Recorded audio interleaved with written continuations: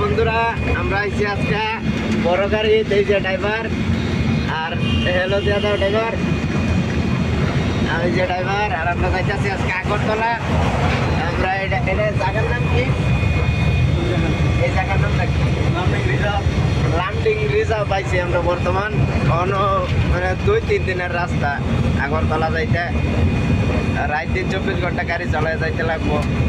আইনার নতুন হইতে হয় না আমার আইডি, তো আইডিটার ফলো করবেন, লাইক করবেন। আর আইনের ঘরে নেক্সট আইনের ঘরে আরও ভিডিও দিব।